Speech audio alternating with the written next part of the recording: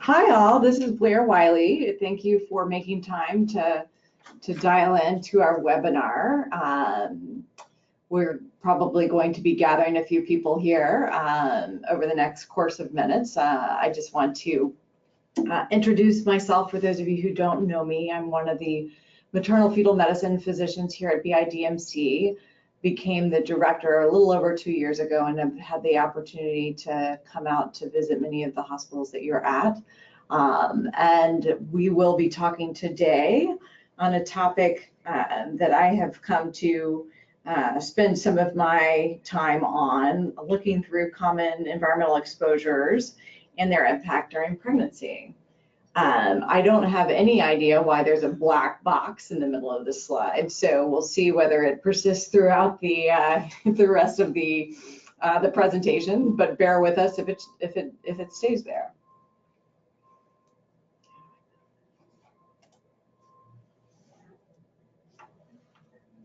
For those, just a housekeeping, this is our fourth webinar through the BI Leahy system. We've had prior ones on prenatal genetic testing updates, cell-free and expanded carrier screening, gestational diabetes, as well as elective induction of labor. And you can find those on our webinar. So if you ever miss a webinar, they are housed there. You can watch them on your own time. You just don't get CME credit for those. I suspect you won't remember this complicated web address, but just send an email to Kelsey or give us a call and we can point you in the right direction if you miss a webinar. Our next webinar is upcoming in January, date to be determined, by Dr. Scott Shanker, talking about the diagnosis and management of placenta accreta spectrum. Before we get started, I have no financial disclosures that are relevant to this work. And we'll say that I became interested in the topic of reproductive environmental health when I was asked to participate in something called the PACU, or the Pediatric Environmental Health Specialty Unit Network. I was asked about 7 years ago to become the obstetrics consultant to the Region 1, which is New England, PACU. And at the time, had never even heard of this. And I suspect that many OBGYNs, midwives, and other women's healthcare providers don't know of this resource. So I wanted to kind of pause and talk a little bit about the PACU. So the PACU's history is such that it kind of grew up from taking care of children exposed to lead. And the sort of discipline of pediatric environmental health and toxicology really was initially formulated with lead poisoning in mind. And so it's now been almost 30 years in existence, the PACU, organized around the country by different regions. And think of it a bit like a poison control center, but for environmental concerns. And so if an individual pediatrician or provider has a question, they can call the PACU and get connected to an environmental health or toxicology specialist. About 7 years ago, the PACU recognized that much of pediatric environmental health starts before birth, and they wanted to include obstetric and other reproductive health providers in the PACU. And at the time, I was working in rural Africa on cooking smoke, and that was the closest they could find in the region to someone who had been focused on environmental health. Regardless, I have come a long way in the last 7 years and learned tons from the pediatric consultants that I work with. But it's just a resource that none of us really had too much experience with, but you have this available to you. So if you have a patient in your practice who comes with a question around environmental health and you don't know the answer, you can call the PACU and we can put you in touch with experts, and often we'll have expertise around the country. There have been interesting cases that we've gotten to participate in. For those of you who can't remember the word PACU and you're Googling it and can't figure it out, you can always just send me an email and I can get you connected. So that's a long preamble to kind of how I got interested in environmental health, initially from research, that then led me to getting part of this group of other professionals thinking through kind of clinical concerns around environmental health. The disclaimer is that this talk is not endorsed by the government in any way, shape, or form, although the PASU is funded by various government agencies. So now on to the talk itself. Some objectives we will have today is to recognize potentially harmful environmental exposures and some of the range of reproductive effects these have, identifying where these sources of exposures are and methods of individual risk reduction. And the third one is finding some reputable resources for reproductive environmental health information. So for those of you that have logged in and signed up ahead of time, when we send you the follow-up tomorrow for your CME credit, I will send a one-pager which has some useful environmental health resources for folks who want additional brochures, pamphlets, websites that are useful. So what are we talking about when I'm talking about environmental exposures? If you crack open one of our textbooks under environmental health, often it's limited to tobacco, alcohol, recreational drugs, and maybe occasionally some of the heavy metals. So we really don't get a lot of exposure, no pun intended, to environmental health during our training. And I do want to touch upon a number of these different categories in today's talk, just to give you a sense of sort of the field that's emerging and some of the challenges, as well as some of kind of basic messages for that. I'm interested because as an MFM, have come to recognize that fetuses are particularly vulnerable to these toxicants. They're not little adults. Their exposures are greater per body weight. Their metabolic pathways are immature. They're undergoing rapid development. And they have different windows where they may be particularly susceptible. The field of epigenetics is really just exploding with consequences for genetic expression over the lifetime with these very vulnerable times of exposure. The problem is that the regulatory framework for chemical exposures is just vastly inadequate. It doesn't even come close to what's happening on the pharmaceutical side. We have in our marketplace over about 80,000 chemicals that are on the market, about 3,000 to 4,000 of which are in high volume use. We're introducing about 700 new chemicals to the marketplace every year. And the government in the mid-70s did finally have the authority, we're given the authority, if you will, to regulate chemicals under the Toxic Substances and Control Act, but they've exercised this authority only in very limited cases, less than 200 times compared to the fact that there are 80,000 chemicals on the marketplace. So our regulatory framework is not really designed to keep us safe. And exposure is really now the norm.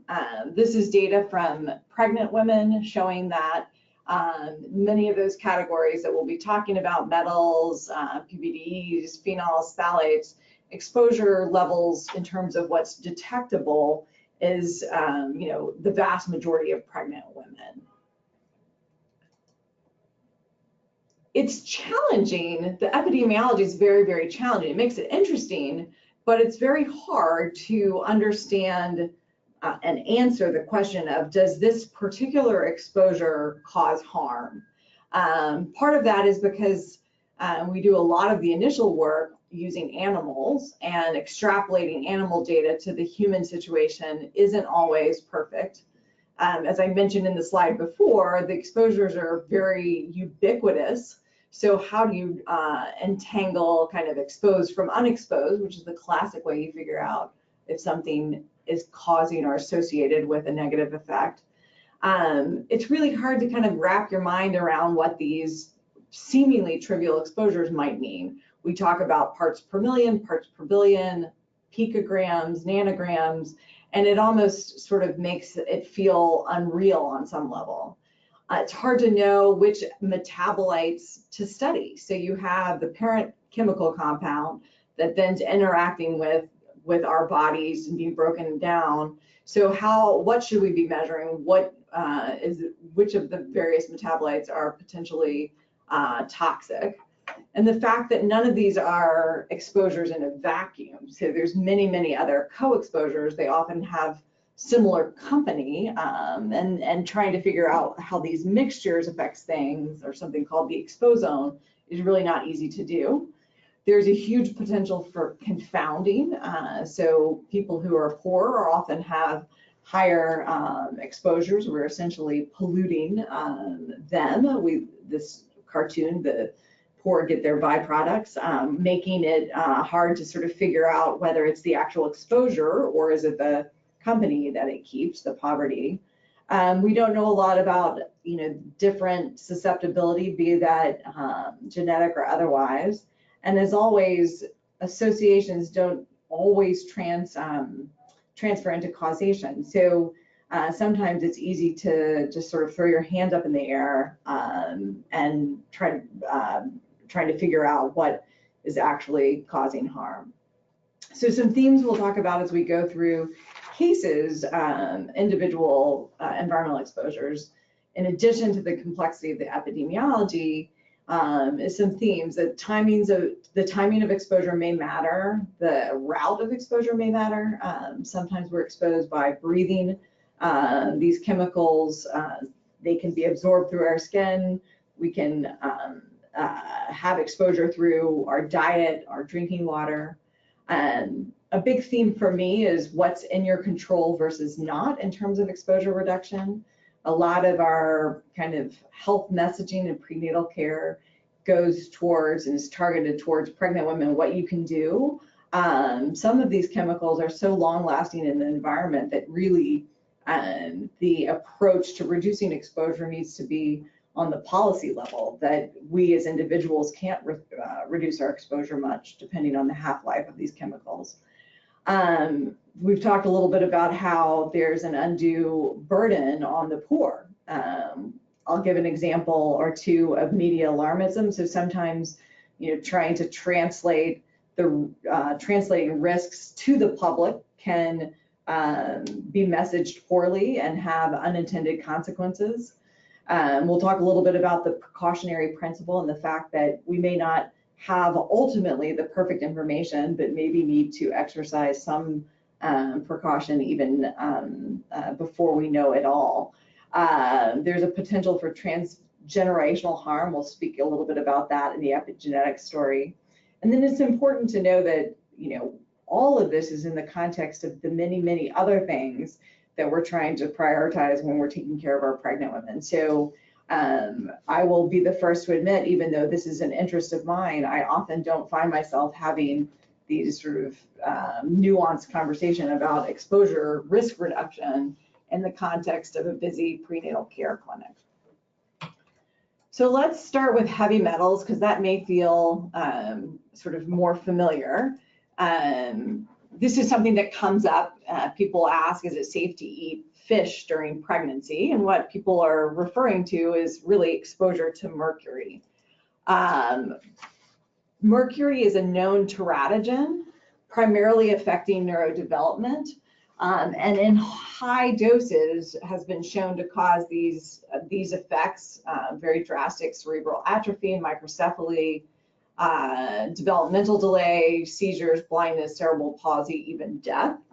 We know this from a few well-known environmental disasters. Back in the 1960s in Japan, there was an industrial sort of dumping into the Minamata Bay from a number of different companies that led to over 1,000 people dying and many, many more having disability. And that's where we sort of figured out this story. In the early 1970s, there was a grain disaster in Iraq where grain, which was targeted for planting and treated with a mercury-based fungicide, accidentally got substituted and sent for commercial use and was made into bread. And again, lots of people died and had developmental toxicity. So this is sort of where we got the original information. Mercury is primarily in our environment because of us humans. It's a byproduct of a lot of power plants, incineration. We basically spew mercury into the air. There are some natural sources as well, volcanoes, forest fires. But again, we as humans are the ones who are producing most of the mercury. And what happens is that as it settles from the air onto the earth, it makes its way into the water, and the plankton sort of take up the mercury that's eaten by little fish. The little fish are eaten by bigger fish. The bigger fish are eaten by even bigger fish, and then we eat those big fish. And so there's this bioaccumulation, if you will, up the fish food chain of mercury. It sort of stays in the fat stores of these big fish. But it's important to recognize that the exposure levels in these disasters that I mentioned are just so much higher, many fold higher than the low level exposures that we can measure in kind of women of childbearing age. Just give you the different parts per million of mercury. And so what about low level exposures? We know what kind of poisoning causes, but what about these low level exposures? And most of our information there came from a birth cohort put together in the Faroe Islands back in the 80s, where they followed pregnant women and then followed their children throughout for their first 14 years of life, over 1,000 children. They measured a number of things, including methylmercury in cord blood, cord tissue, maternal hair, as well as PCB. And then they followed those kids and did very detailed neuro outcomes. They assessed both at 7 and 14 years. So this is an island population that's really living off of large fish, including at the time whale. And what was interesting was that they found that it was the prenatal mercury exposure that was the most associated with negative effects on neurobehavior and neurodevelopment. That there did seem to be a dose response, which kind of helps clarify and confirm associations. And really that there wasn't much difference between age 7 and 14 for the kids, meaning that the effects appeared permanent. The postnatal exposures to the children didn't have an effect like the prenatal. So the prenatal tended to be the place where there was the most vulnerability. They also measured PCB, which was something that also accumulated in whale blubber at the time. And that did not seem to be driving these deficits, but rather the mercury. And so this is an example of, the timing matters, and this prenatal exposure being the most critical. What came out of this work was guidelines that many of us remember when they first came out in the early 2000s, put forth by the FDA and the EPA, and affirmed and sort of circulated by our professional societies like ACOG, that, sort of what you need to know about mercury in fish and shellfish. So I'll go through kind of what the recommendations were. They say do not eat shark, swordfish, king mackerel, or tilefish. And you can see these are the big fish where the mercury exposure would be the highest. Then they say do not eat, or eat up to 12 ounces a week, about 2 meals of a variety of fish and shellfish lower in mercury. These are some species they enumerate that are low in mercury, like shrimp and light tuna, salmon.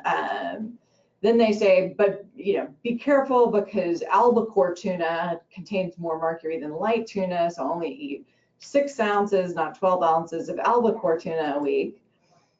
If you're going to eat local fish, make sure you check your local fish advisories, et cetera, et cetera. So it's not surprising that then the messaging becomes, wow, it just seems very unsafe to eat fish in pregnancy. And this is data that came out of the Harvard School of Public Health showing that before that advisory and after, there was a significant decline in fish consumption among pregnant women in Massachusetts. So are we sending the right message about fish? We've been talking about the risks of mercury, but there's some benefits of fish as well, most notably omega-3 fatty acids, which also impact neurodevelopment in a positive way. And I'm not going to sidetrack us too much on omega-3s, but here was a very well done cohort in the 90s looking at over 14,000 children in the United Kingdom. And they had a number of different a number of different outcomes showing that highest fish consumption had the best outcomes. They had fewer behavioral concerns in their offspring.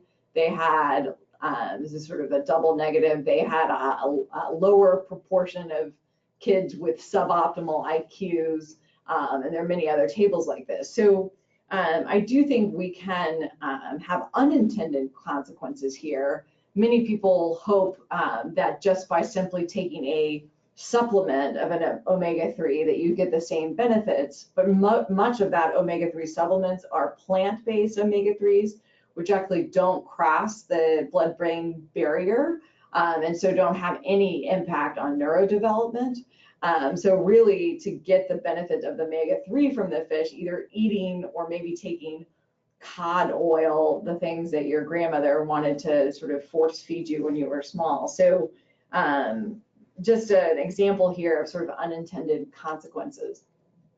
Another sort of unintended consequence on the mercury story is related to vaccines. So thimerosal, when it is ingested or absorbed into the circulation, turns into something called ethyl mercury, which you almost immediately excrete from the body. This is not the same thing as methyl mercury. So all what I've been talking about before is methyl mercury. It only sort of accumulates in the food chain because it's been organified by those plankton in that first step, and then can therefore accumulate in fat. Ethyl mercury is basically just excreted in the urine. And so I think that I don't need to speak to this audience about kind of what has happened with the vaccine story, but lots of harm from misplaced fear, not to mention that the original data sort of suggesting that vaccination was associated with autism was fabricated by that particular scientist. So some summary here for mercury. Methyl mercury, not ethyl mercury, is a neurotoxicant when it's in sufficient doses. It's important to still recommend that our patients eat fish, our pregnant patients, low in mercury, high in omega-3s like salmon, anchovies, sardines, if that is appealing to them. The fact that limiting fish consumption might actually reduce the intake of these nutrients necessary for neurologic development. These supplements may not be the same, and that ethyl mercury does not cause autism. So let's move on to another heavy metal that's well known, lead.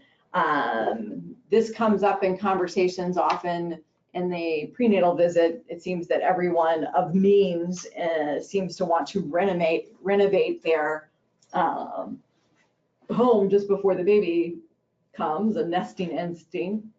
And we'll sometimes ask if that's okay. Some people will identify that they have paint chips in their apartment and wondering about that. And what they're talking about really is lead and lead exposure. The primary source of lead exposure among children is actually from paint chips in old homes, not even that old, homes built before the late 1970s. It wasn't until 78 when that was banned. And so most homes will have lead-based paint on some level in their house. Lead's also sweet, so children, as they go around, they're putting everything in their mouth. The lead chips actually have a sweet taste, so they may go back for more. Adults aren't really putting lead chips in their mouth and tasting it, but if you do renovate a home, and you might aerosolize some of that lead, and so there may be exposure there. Certain old water pipes may contain lead, and that story sort of was sensationalized with the Flint, Michigan a year or so ago. Lead can also be found in some imported toys, candies, even some cosmetics from abroad. And certain jobs and hobbies. So sort of when you do find an elevated lead in a kid, this is often what they'll do is detective work to try to figure out where that lead is coming from. We know that in children, there really is no known threshold for a safe level of lead, and that it has wide-ranging effects.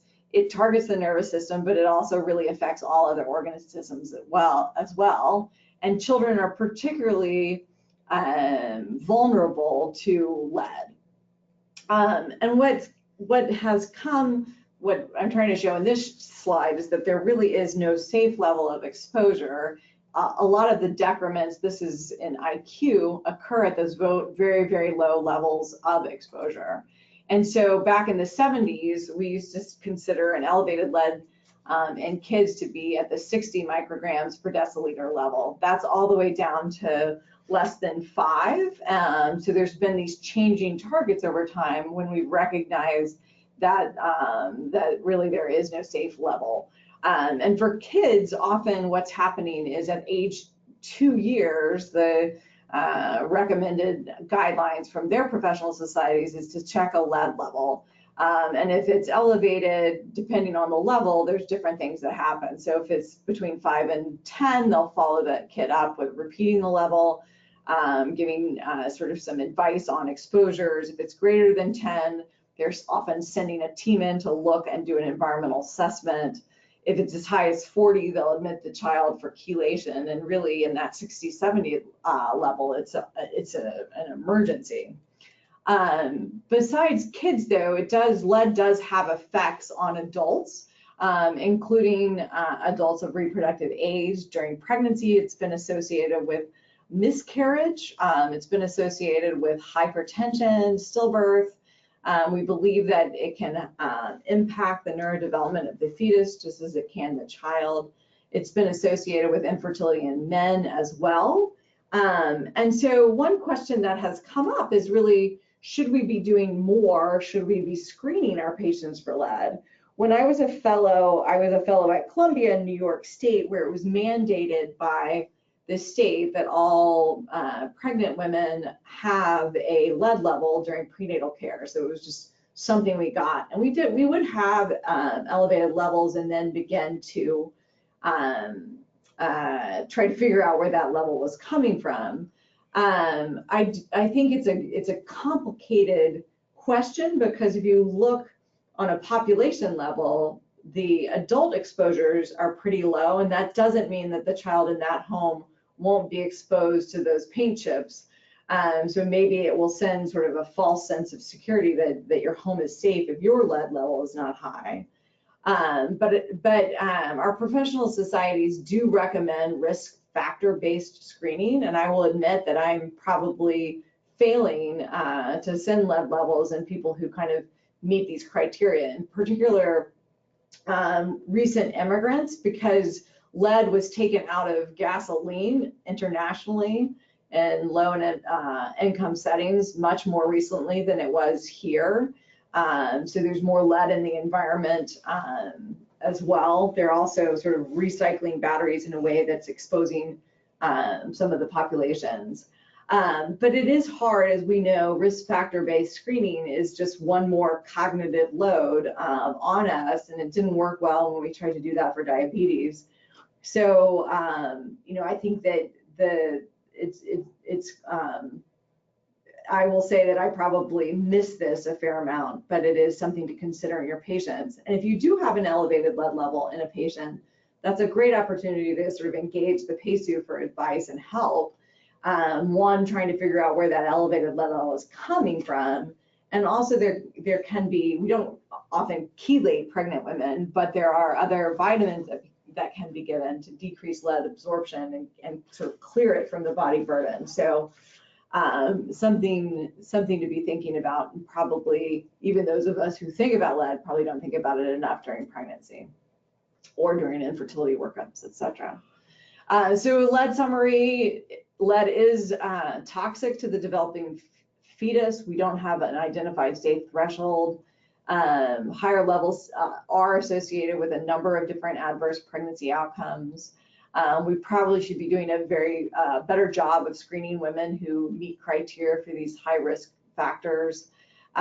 Trying to encourage your patients not to renovate and expose themselves to the sort of aerosolized lead or homes built before 1978, or use someone who really knows how to do that well. If there is an elevated lead, to supplement it with adequate iron and calcium.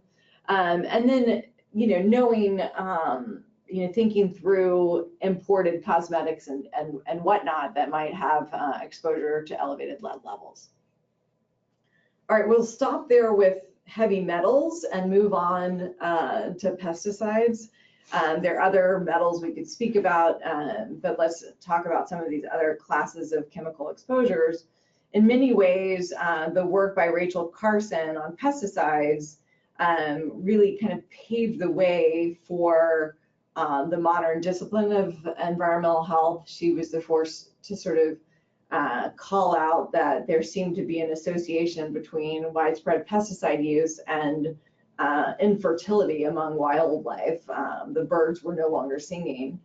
And so I think that pesticides in many ways are associated with both infertility among organisms as well as neurotoxicity. In fact, they were designed, many of the insecticides that we have in use or have been in use over the past decades were designed to kill. They were designed to kill initially us. They were developed, some of the initial pesticides were developed as nerve gas agents and then repurposed to kill insects. And they impact a lot of systems that we have as well in humans.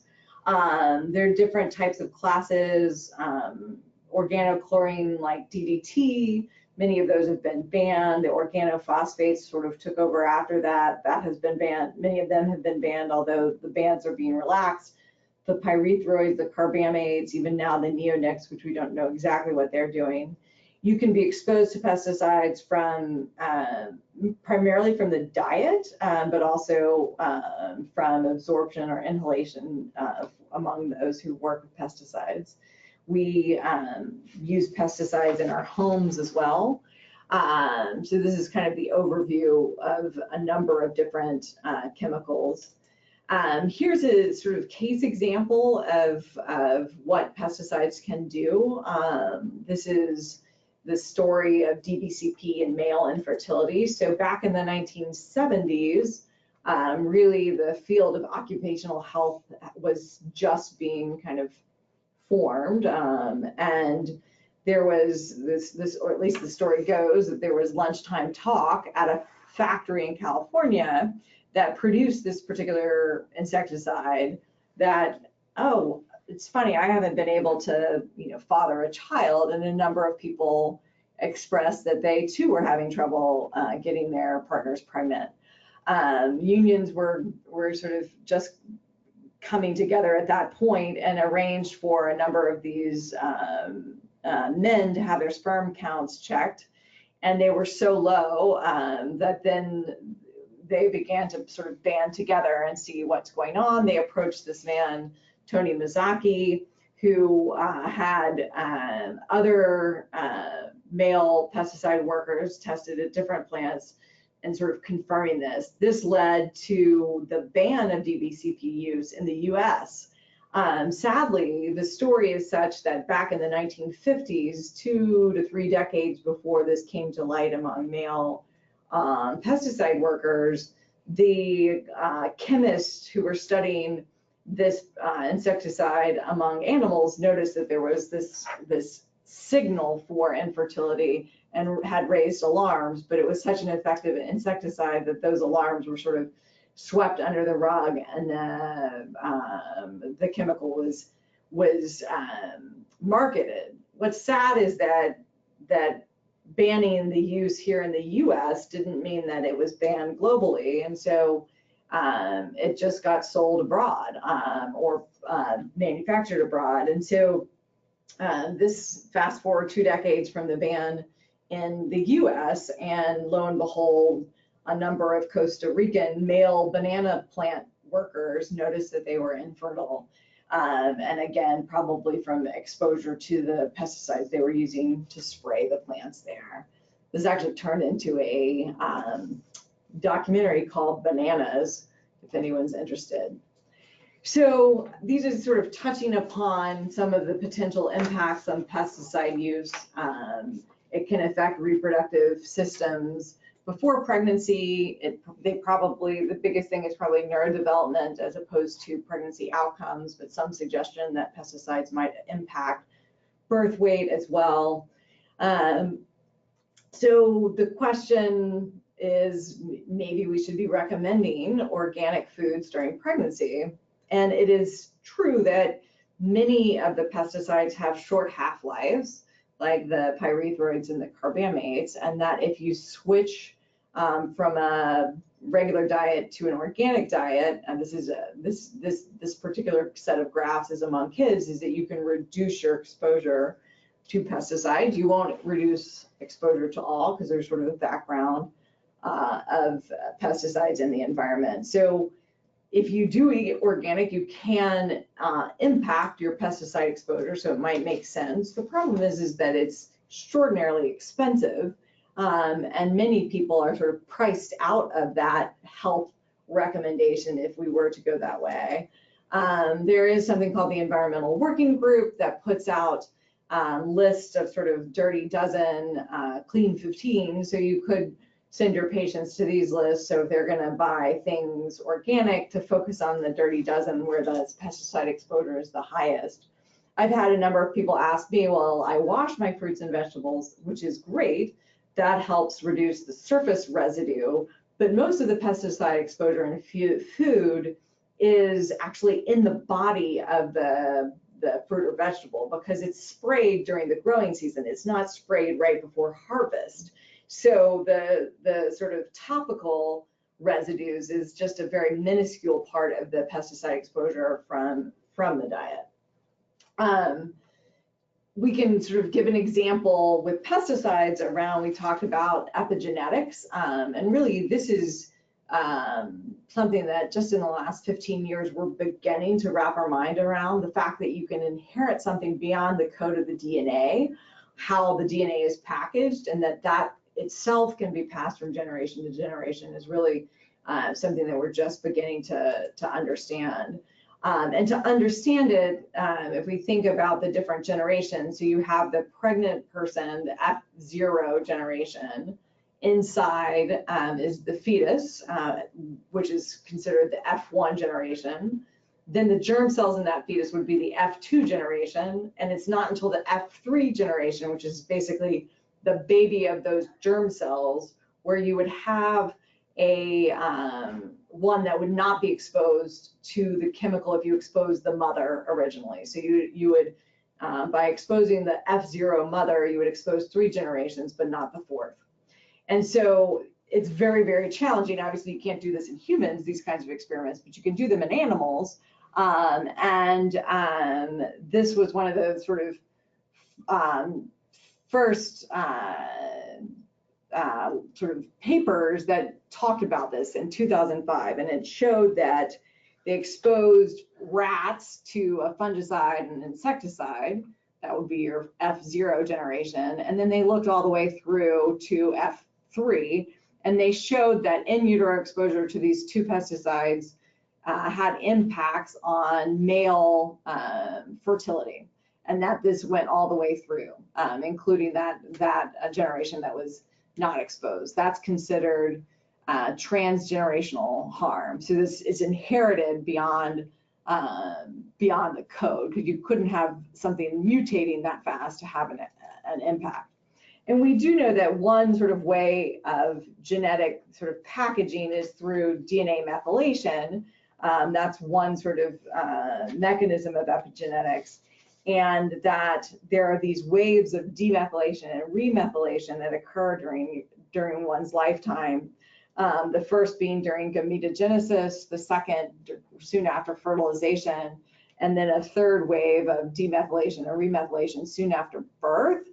And so these may be particularly vulnerable times where if there was a critical exposure, that you could impact the sort of DNA packaging and cause harm in a way much faster than you can by impacting the DNA code. So a quick summary on pesticides. Pesticides have been associated with infertility both in men, women, and animals, known negative impacts on neurodevelopment, some impact on growth of the fetus during pregnancy, as well as childhood cancers. And so there are ways to reduce exposure. You can reduce your exposure to the ones that have the shortest half-lives, encouraging people not to spray their homes or use chemical collars on their pets, and really trying to actively manage pests by practicing good sanitation. Again, a lot of these are easier to do if you're living in luxury as opposed to poor housing stock. And so some of this messaging really is just not accessible to all of our patients. All right, moving on to BPA. So you may have folks approaching you, what's all the fuss about BPA? You go to the supermarkets and there are all these BPA-free products. Should I be purchasing these? And the story of BPA is really the story of DES, which is one that we as obstetricians actually know pretty well. But interestingly, it may be less known to us, the fact that the competitor, if you will, to DES was BPA, and that it lost out because it wasn't quite as strong as DES, and was then just repurposed as a plasticizer, where its DES was then sold for use as pharmaceutical. During the mid part of the last century, it was prescribed to millions of women to reduce the risk of miscarriage. Even well after an RCT showed that it didn't actually work for that. We often want as physicians to be able to do something, but it's important to make sure that that desire doesn't actually cause harm. And it really wasn't until the 70s where the link with some of the developmental effects of in utero exposure came to light among the female offsprings of mothers exposed. I'm not going to get into all the details here, but there are wide-ranging effects on the reproductive development from this in utero exposure, and it leads to a number of adverse reproductive outcomes in that next generation. We don't know much about the subsequent generations there. So DES and BPA are considered endocrine disruptors. So they mimic normal hormones, and so they can have effects, wide-ranging effects, because of their mimicry of these natural hormones on development, on metabolism, reproduction, fertility, the immune system. And so chemicals that kind of act in this manner should give us particular pause. I suppose if you are a chemist, you might see that these are similar, but suffice it to say that the chemists do suggest that these are similar compounds. Where do we find BPA? We find it in plastic and in the lining of cans. It's more hard plastic, baby bottles, water bottles, canned foods and drinks. It's actually on, or used to be on receipts, cash receipts. and almost all of us have demonstrable exposure to BPA. The primary route of exposure is through the diet. So it leaches from the containers that our food is stored in. But the half-life, it's important to know this is a chemical that has a very short half-life. So technically, this is one that you could, as an individual, alter your exposure to if you avoided these products. In animal studies, even low-dose exposure to BPA was associated with a wide range of negative effects. It was linked to aneuploidy, insulin resistance, metabolic effects, changing brain development, sexual behavior, reproductive development, and fertility. And this is in the animal studies. It's harder, again, and I have spared you some of the detailed epi studies, but a number of studies done in the context of kind of IVF, where you can actually study human reproduction almost in, in the, not that it's in an experimental setting, but you can have more data than you would in a natural cycle. There's been a lot of work from folks at the School of Public Health at Harvard showing that a correlation with rising BPA and fewer oocytes, less peak estradiol, more implantation failure, etc. So giving us pause. There was also this very interesting study where they exposed discarded oocytes to increasing doses of BPA and showed that there was reduced progression to metaphase 2 and reduced alignment on the spindle. So it might be causing aneuploidy. And so I think we think, especially in OBGYN, of age as the primary contributor to aneuploidy, but could there be other environmental exposures weighing in there too? So back in 2007, a number of people were brought together, experts, to sort of review all the animal data and the human data and come up with kind of a recommendation. And the summary was that the human levels that we measured often exceeded those causing harm in animals. There's this wide range of effects. And even though human data was somewhat limited at the time, it seemed that the best idea was prudent to be precautionary and try to reduce exposure. And so they tried to get the messaging out to avoid the plastics that contain BPA. That's number 7 plastic. Important not to microwave these hard plastics, because that, especially with the food in it, because that will leach those plastics into your food. Washing these plastics in really high temperatures, like your good dishwashers, also can lead to more leaching. A lot of the formula was in these cans with BPA, using BPA-free bottles. Choosing alternatives like stainless steel or glass may be a good option for your patients. The problem is that many of these BPA-free alternatives that are still plastic probably just are substituted with another bisphenol. So there's now BPB, BPC, and it's unclear that those are any safer. Someone used the analogy that the chemicals are almost like viruses, because as soon as one is banned, the industry will come up with an alternative, and then it'll take us 3 or 4 more decades to figure out what it's causing. So I think that gives us pause about it, but there are ways to reduce your exposure. We're getting there. I know this is a whirlwind of different chemicals to talk about, but let's talk a little bit about phthalates. Phthalates, like the phenols, are used in plastics. Think of them as flexible plastics as opposed to hard plastics. So they're used in medical tubing, they're used in vinyl, saran wrap, they're often used in flexible toys, even personal care products. I think that we don't think about that, but soap, shampoos, nail polish, the packaging there. Like phenol, like BPA, there's a short half-life.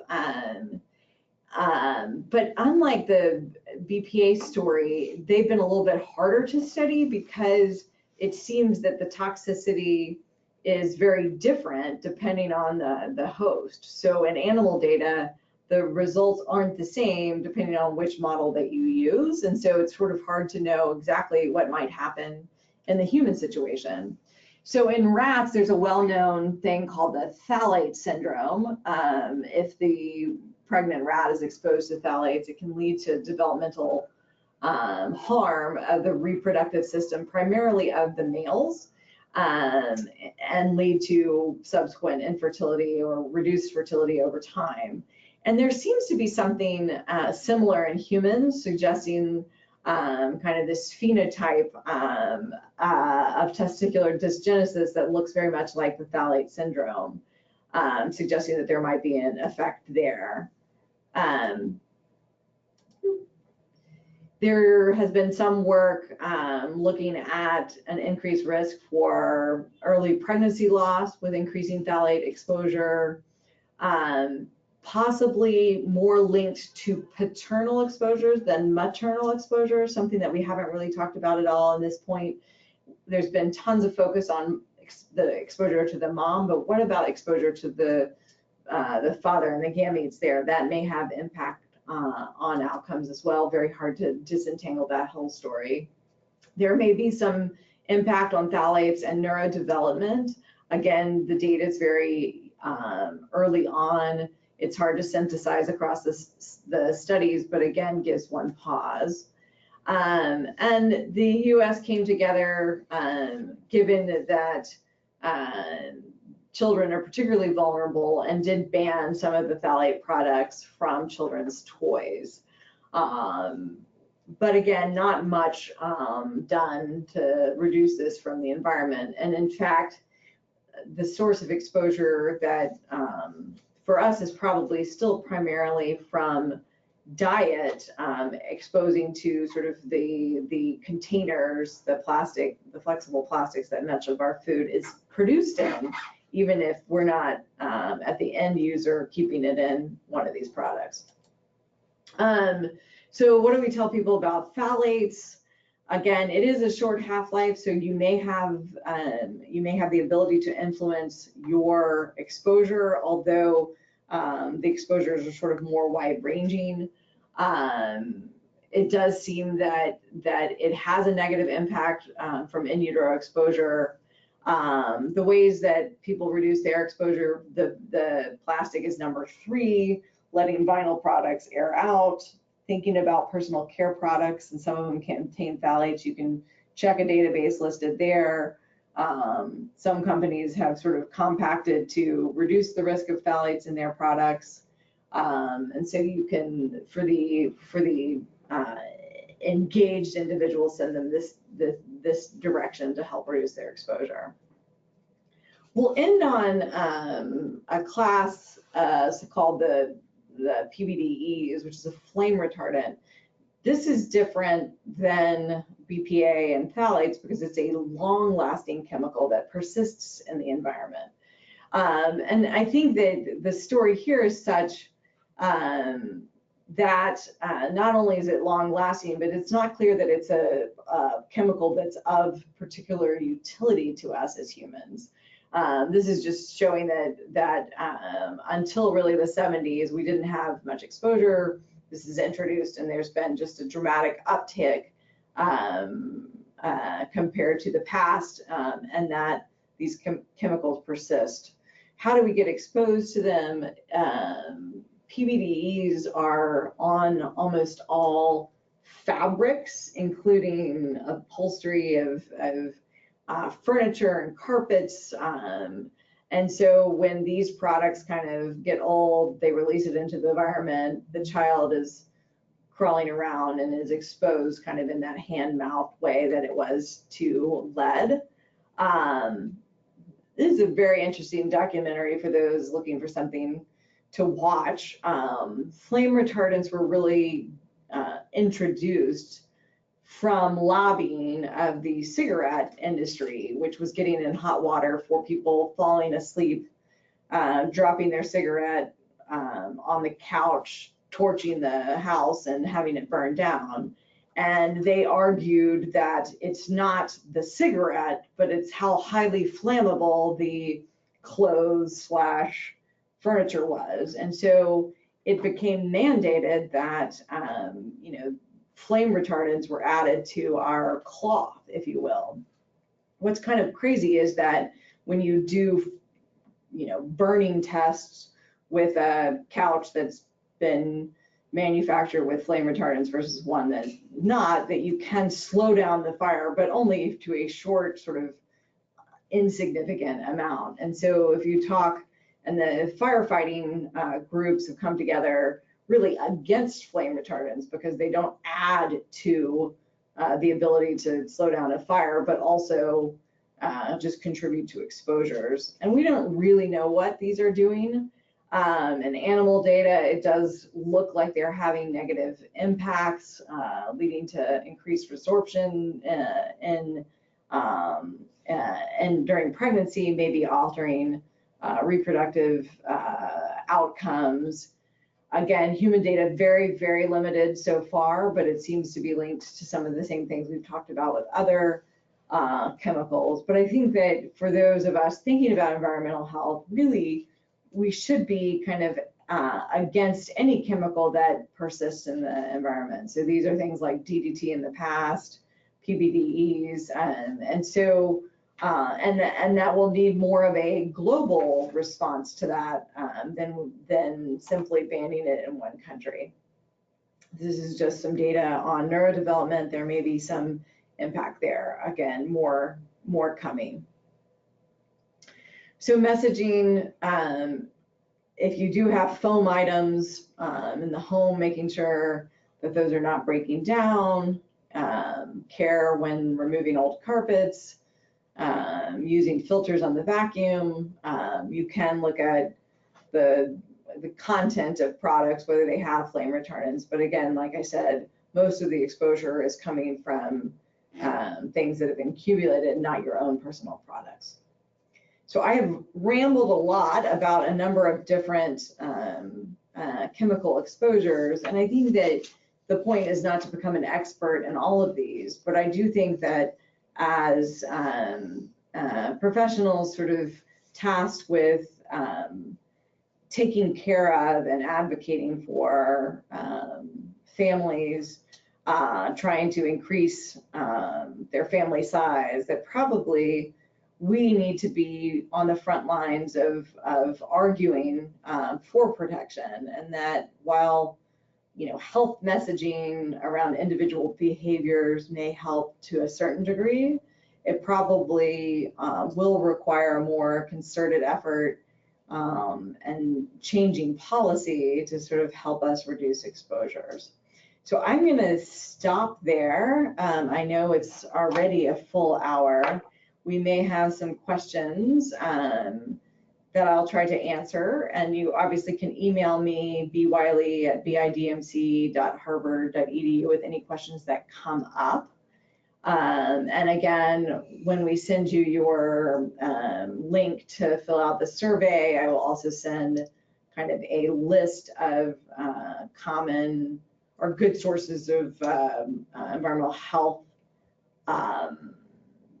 resources. There's a group out in California that makes brochures that you can order and have in your office, those kinds of things.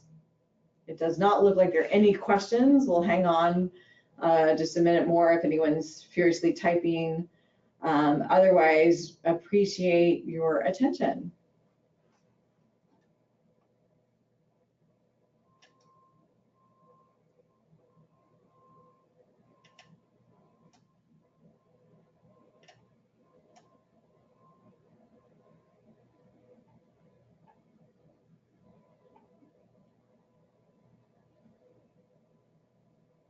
Still no questions, it doesn't look like.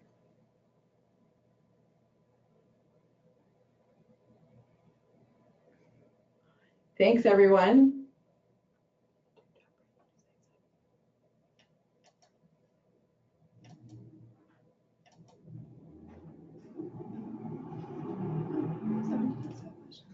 one question, if we do risk-based screening for lead, when should that happen?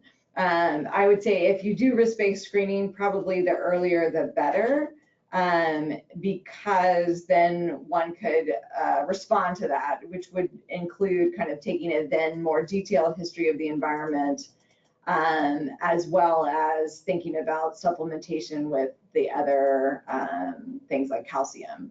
And again, don't feel like, I mean, I think that part of our worry is if I do a test and I don't know what to do with the results, know that you have the backing of this whole army of pediatric environmental health people who do nothing but talk to people about lead remediation. So we have a whole group here ready and willing to talk with you if you do have an elevated lead. Next question is, when would you use chelating agents? Almost never in pregnancy. It's a complicated question, but that almost never comes up. There's a good document that the CDC puts out if you Google lead and pregnancy and CDC, but rarely that will need to happen. If you could, oh, here's the next question. This is a great one. If you could reduce all of this into a 60-second talk at the new OB visit, what would you focus on? I think that I heard from one of my fellowship faculty teachers, fresh or frozen, nothing from a can. And I think we all thought she was a little bit insane when she said that, but I think it's actually probably pretty good because it touches a little bit on environment as well as on food. Nutrition itself and processed food is a whole nother talk. But I think that sort of having people avoid plastics and cans may be helpful. I think we got through the questions. Great, thanks for everyone's attention. And shoot me questions if you didn't have a chance. All right, take care. Bye.